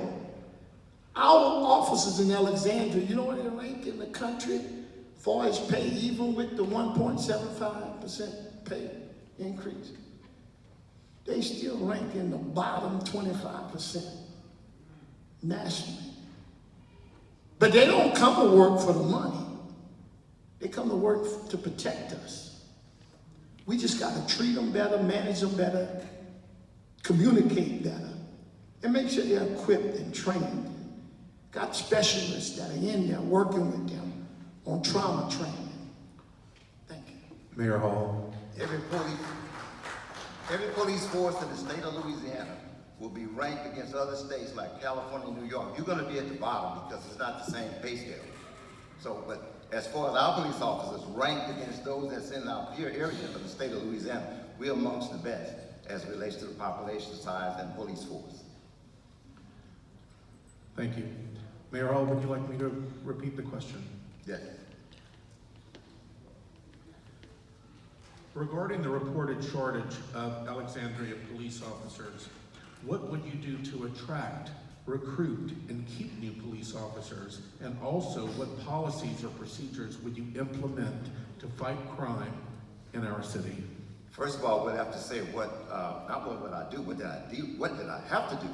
Because when I got here, the problem was here. Pay was the very first thing, which is why they were leaving. We took care of that with the union contracts starting first, and then moved on to a pay scale that worked out, as I mentioned before, for fire and police as well. That had to be done. We also had problems back and forth with police chiefs, and we had the chief that I started with, that was here when I got here, that resigned. And we ended up with another chief that we're doing a wonderful job. Ronnie Howard is there, in particular right now, that's doing a wonderful job. Policing is tough. Nobody wants to be there. We used to have over 100 applicants per session in the state. We barely get 25 people applying to be policemen in the state. It is a tough job. It's not going to get any better, but we have to keep recruiting like we do. We go into colleges, we go to recruitment, we go to job fairs, and do everything we can to catch as much as we can. We're getting a lot of post-certified people that's already police officers and want to come over. And we'll probably get a little bit more. So we're doing those things. The policing that we have that's going out now, with Ronnie Howard in this group, we don't have the volume to go back into the community policing that we once had, but we're going in that direction. We work with this parish, we work with the state, we work with the U.S. Marshal, we work with everybody in partnership every day without a problem. Our zones are covered. They are not uncovered, they are covered. And they 2-hour shifts, two 12-hour shifts per day. And overall, those are the things that we'll keep moving in that direction, that we got crime solving rates that's higher, as high as anybody else in the state. The main thing is we're not having a loss of officers that we once had. So we can now stick to the plan, keep moving forward, and keep making the improvements that the trend is showing that we're doing right now. Thank you, Mayoral. Ms. Davidson, 30 seconds, please. Again, I just got to clear up some stuff. There was not a contract in place in 2018 when this administration took place, and a contract was not in place that you can go to KLB until 2021. The administration wouldn't negotiate, and when asked for raises, they sued the city council that asked for them. It was not in place. They didn't want raises. Mr. Lorenzo, 30 seconds, please. The recent endorsement was a win for my campaign because the people you work for, current mayor, fired you. They basically said, we don't want you. Am I right? We don't want you. So the reality is that you failed. Because if the people worked for me said that they did not want me, then I would accept that fact that what did I go wrong? What did I do? So the evidence is there. You know, it ain't fixed, it's broke, sir. Mayor Hall, 30 seconds. I see this policemen are wonderful people. It's a wonderful police force. The focus is on the job that they do. They do an excellent job. That endorsement, that support or whatever, that's what it is. And I guess they can do that. It had never been done before. It's the first time it's been done. So be it. But we're gonna keep doing what we need to do because that's the police force that we have in the city, and they're a great bunch of people. They do excellent work. And I couldn't do the job, and I don't think anybody here on this panel can do the job. And they're doing a wonderful job. Thank you, Mayor. All right. One shot. I could do the job, Mayoral. How can you talking from? I could do the job. We got over. You don't pay enough, sir. Candidates, we're gonna move on to our next question. Thank you very much. All right, we're going to move on to our final question tonight. We promised to get you out of here, start on time and end on time. We do have a question, so we're going to start with Ms. Davison. How can the real estate community get the city on board and assist in the permitting and infrastructure of future real estate developments and subdivisions? Real estate in these properties bring in hundreds of thousands of dollars in tax dollars. What will you do as mayor, and what can the city do to form partnerships to provide for increasing development opportunities to ensure that Alexandria will be on the forefront of real estate expansion? I know that's a long question. Woo! So we picked this apart today. What I think you're asking, and that's what I'm going to answer because it's way too much today. So the City of Alexandria and the Planning Division, I was assigned to the Planning Division. That's where the permitting happens and zoning and all those things that are real estate ready, real estate issues. What I really believe that needs to happen is that we need to have a liaison that works for this city, that works directly with the real estate developers, the engineers, the contractors, everybody. And I think that's important because I can't tell you how many times people still call me too today. They're like, oh, I bought this piece of property, but it's not zoned correctly. right? I think what we have to do, like most everything, is get out in front of it, right? So you're looking at a piece of property and you go and look. I mean, what I did, we bought one on Lee Street, so I went and saw what it was zoned. What can you put there? What was the prior use? What would I have to do if I wanted to change it into something that it wasn't? And I think the biggest thing that needs to happen with developers, real estate agents, contractors, engineers, is to have someone at the city who has gone through some training, maybe with a construction lawyer, maybe with a real estate attorney, and a developer that has a real grasp of what it takes to go from someone saying, I think I want to buy this piece of property, to making it into exactly what they want down the road. And I think that's the single most important thing. There was a lot of miscommunication. I did construction litigation, and people don't know what to ask the questions for. You want to build a doctor's office, right? You're a doctor. You don't want to, how do you know what's going on? And so I think it's important that the city really educate and work with and help the real estate agents and the developers and the construction people, so that, going in on the front end, you can call up and go, 2101 Lee Street, tell me what the deal is. And then you have an answer of what they need to do, and you're able to tell the people that want to purchase those properties, how do we get it changed? What's the best way to attack it? Thank you. Mr. Davis? The key wording in that question is you're asking to get us on board. That's a key question, which means we ain't on board. Right? We ain't on board. So when I'm mayor, the Realtor Association and members are going to sit at the table and help make the menu. Because development is the strength of our future. Sit down with the planning commission and plan subdivision outline and what the demographics should look like in certain areas, the broken down areas that we're not investing in. The iron yards should be beautified with condominiums and parks and recreation department. Alexandria is going to look like something when I'm there. So the pride of Alexandria is going to return or come that it has never been. Because you guys are going to tell us, you're going to be at what can you do? Just keep telling people to vote for Lorenzo Davis so you can come to the table. So we can get on board with you and get things done. And I believe once we're forceful in taking the right action with the realtors, not just on Coliseum, Versailles, but throughout our entire city, mainly the areas that need help. Bottom-up management is what I call real estate development. Strengthen the bottom up, and it will become the city that Lafayette wants to be. That's my plan. Thank you. Mayor Hall? Helping with the expansion is certainly needed, because the very first month on the job, you all spoke to us and said that we were difficult to do business with in the permitting area, the building area. Well, we corrected that. And the people that's there now, I think, have made a world of a difference. And you all have echoed that to us, that we made the change. I don't know what happened before, but we changed things, and it's a lot easier to do business with. We want to work with you. We want you to bring investors and developers in. We're going to work with it. We made the system a lot easier to do business with than what it was before.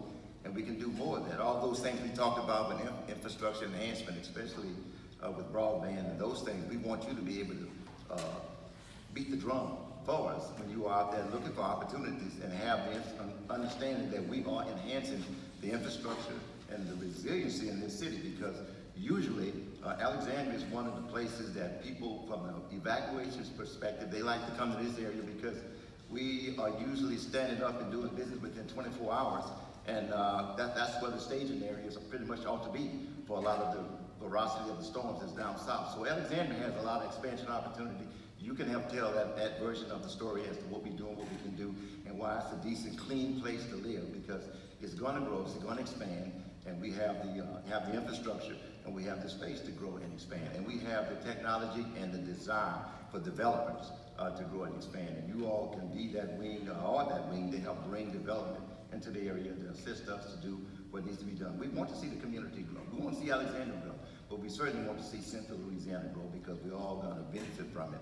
So you can help us. We'll partner with you. We're willing to work with you all in every aspect of the way to make that expansion take place. Thank you. Mr. Roy? Yes, thank you. So a lot of these programs, Safe Alex, Spark, and even Ms. Davidson had mentioned about having someone there.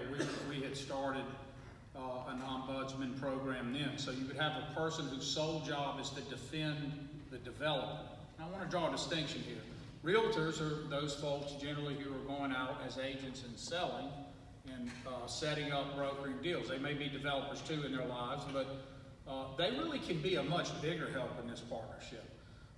Development is a little bit different. Development is governed by rules and permitting and the processes that it takes to go lay something down and fit in the infrastructure and be up to the standards of infrastructure. What happens is when that is held too hard, there is a rub, and you need someone there that defends the development side, that actually champions the development side. It is really important. And I think that realtors could be not only part of that, but in a group that helps to have oversight there so that we stay there. But there is a flip side, and it's the next question we won't get to. The very next realtor question is about flooding. There's a counter side to relaxing the rules and making sure the developments can go forward very easily. And that is locating developments in terrible places because you have no rules. So there's at least 3 streets in the back of Martin Park that I bet you those homeowners wish they weren't developed. And there's a bunch of other places around the city with development by engineers and others who said, go forward, and they're below the base flood elevation. They have hydroponic plants and trees grow in their area for a reason. When you see those kinds of biology, you can bet that's a flood-prone area. So that's the counter side. I think realtors could actually be, I deconstruct the question 1,000,000 times too, and I think the question is actually great. I think realtors could be part of that. We did, in the Spark program, a realtor portion to it. The biggest in history that plan was for development. Thank you.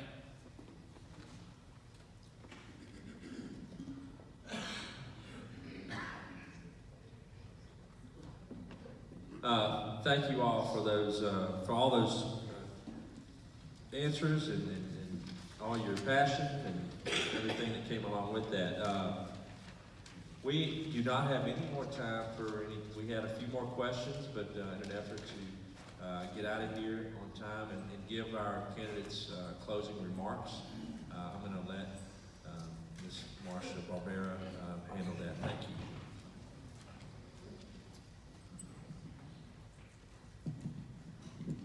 I'm going to go back to the rules again. At the end of the forum, each candidate has now 1 minute for our closing remark, please. We'll start with Ms. Davidson, please. The population of Alexandria has been on decline for 12 years. Our rising crime rate places us in the top 5 most dangerous cities in the state. We need change. We need to move forward. We don't need to move backwards. What we need to do is elect leadership, and we need to elect someone who can implement the dozens of studies that have been done over almost 2 decades. As a voter, you should ask you a couple of questions, right? This is what I do as a citizen. Where are the jobs? Where's the industry? Where's the money? Where's downtown? Where are we? 16 years. 16 years. And where are we? If you want a different Alexandria, I can see it so clearly. If you want a different Alexandria, you're going to have to vote for something different. You're going to have to vote for someone who is willing to do things differently. I'm asking for your support. Thank you, Mr. Davis. First, I thank God for this opportunity that He's given us tonight. And I thank you for you having us here, and you guys did a marvelous job. Thank you so much to moderators. First, I say as a voter myself, someone that has supported both candidates, financially and voting wise.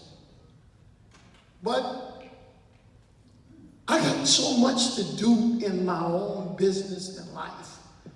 I've turned down opportunities, Mike, to work for large corporations where they say, why are you doing this, man? Because I care. We can't be fooled by politicians any longer.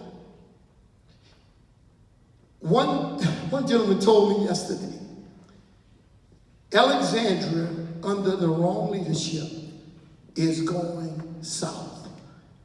With you, it's moving forward. Thank you so much. God bless you. Mayor Hall. Yes, thank you. And thank you all for having us here tonight. This is a good start. This is a good thing to do. But let me just say, Alexandria is a real municipality. It's 1,000 employees, over $300 million a year budget. It's not easy. You have to be there and manage it and lead it. And you've got to have good people leading and working in some complicated areas. You just can't put an entertainer there. It has to be some real work done. And we have some real challenges to do with a carbonless society, electric vehicles, and all the things we talk about.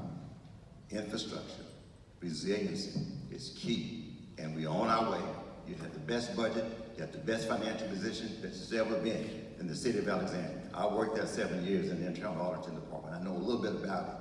I wanted to come back and do another 4 years, despite of all the what we had to do in the last 3.5 years. That's part of it. We're strong and better, and we can do even a better job. So we ask that you look at the big picture and give us a chance to get in re-election for another 4 years, 76. Thank you. Thank you, Mayor Hall. Mr. Roy. Everybody at your church, deacon board, everywhere you go, everyone says, I won't change. We say it about every election. We say it everywhere. Unfortunately for us as humans, what we usually mean is everyone else needs to change. After all, I'm doing it right. And that's something we do. Change is good. Change is definite. Things are always changing. But be careful what you ask for. You want change that's done right. You want someone that can do it right on day one. I have a test too for whenever I vote. And here's the one I would give me or any of you. Was the city measurably, visibly, and in every way functioning better after I left? And I think I know what your answer is. Did you see that change? In every facet. Financially, best budgets in its history. I had a zero findings budget, ladies and gentlemen, in a consolidated budget of $250 million. That's unheard of. Spark, Safe Alex, all the programs they're talking about, how they want to change them, they're my programs. I want to re-implement them because they're not running now. Thank you. Thank you. If y'all would, let me take just 2 minutes. I'm going off program again like I did the last time. I want to address this homelessness issue with you, the public. I need your help. I have been involved very directly, and Mayor Hall knows this, I have been at all of his homeless summits, and I have worked directly with Joseph Bezzetta and the Homeless Coalition, VOA, Volunteers of America, all the other agencies. I'm going to ask you, and this is from Joseph Bezzetta as well, because this is what he has asked us to do. Please do not give money at the street corners. Please educate your friends and family and neighbors not to give money at the street corners. This is either enabling their addiction, which is not what we need to do, or it's a business for some of them. Like one of the candidates said, some of these guys that are panhandlers, they are not local. They are making up to $500 a day panhandling on our street corners. This is not helping our city. This is not helping their problem. Most of the homeless community that I know and have met in the 3 a.m. visits to count all of our homeless community for VOA and the Homeless Coalition do not panhandle. They do not go out on the streets. Most of the homeless community stays to themselves. They have resources, and that's where we need to direct them.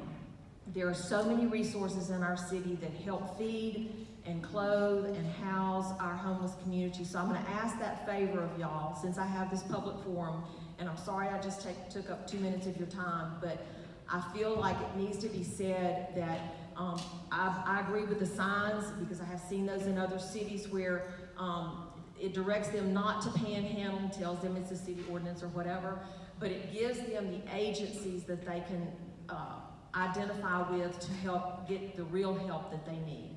So I'll ask that favor from y'all. I thank you so much for attending tonight and being a very attentive audience, asking the questions that needed to be asked, and getting the answers that we needed from each one of these candidates. Thank you, all of you, for attending tonight. I know there were so many things on everybody's plate tonight, and I appreciate y'all's time. I regret that Mr. Hayes was not here because of an illness, and we'll catch back up with him at another mayor forum. But thank you very much. Thank all of you for your time. Thank you, Alexandria Senior High, for letting us have this facility tonight. For all of our sound crew and live streaming, thank y'all very much.